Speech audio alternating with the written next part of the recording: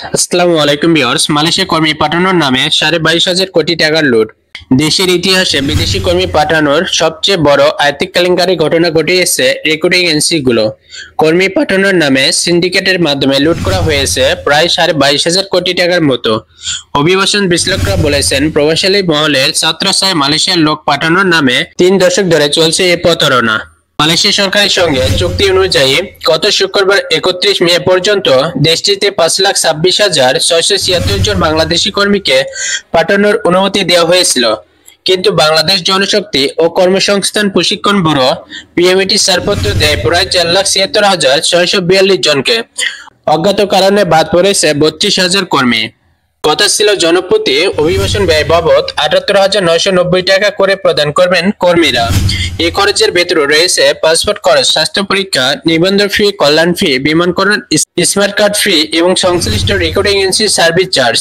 ঢাকা থেকে মালয়েশিয়া যাওয়ার উড়োজাহাজ ভাড়া সহ 15টি ক্ষেত্রের খরচ বহন করবে নিয়োগকারী প্রতিষ্ঠান। এই অবস্থায় তালিকাভুক্ত 4,76,642 জনের কাছ থেকে সিন্ডিকেট করে মালয়েশিয়ার আমিন নূর এবং দেশের রিক্রুটিং এজেন্সিগুলো হাতিয়ে নেয় নির্ধারিত ফি বাদে করে 15-5 লাখ টাকা করে, যার পরিমাণ দাঁড়ায় প্রায় 22,500 কোটি টাকা। এদিকে 933 কোটি টাকা খরচ করেও মালয়েশিয়া যেতে পারেননি প্রায় 17,000 অনুমতিপ্রাপ্ত কর্মী। আর প্রবাসী কল্যাণ ও বৈদেশিক কর্মসংস্থান প্রতিমন্ত্রী শফিকুর রহমান চৌধুরী এর দায় চাপান Bangladesh association of international recruiting agency বাইরার কাঁধে। প্রতিমন্ত্রী বলেন, আমাদেরকে বাইরা কোনো তালিকা দেয়নি, তালিকা তৈরি করে আমাদেরকে দিলে আমরা সেই অনুমতে ফ্লাইটের ব্যবস্থা করি। তবে অভিবাসন বিশ্লেষকরা বলেছেন, প্রতিমন্ত্রী এমন বক্তব্য গ্রহণযোগ্য নয়। মূলত প্রভাবশালী মহলের ছত্রছায়ায় বারবার লোপাট হচ্ছে জনগণের কোটি কোটি টাকা। ব্র্যাকের মাইগ্রেশন প্রোগ্রামের প্রধান কর্মকর্তা শফিকুর রহমান জানান, মালয়েশিয়ার পুরো সিস্টেমটা নিয়ন্ত্রণ করে আমিন নূর নামে এক বাংলাদেশি। তিনি মালয়েশিয়ায় থাকেন। তিনি এবং বাংলাদেশের একটি চক্র মিলে এ কাজ করেছেন। এতে দুই দেশের প্রভাবশালী লোক রয়েছেন।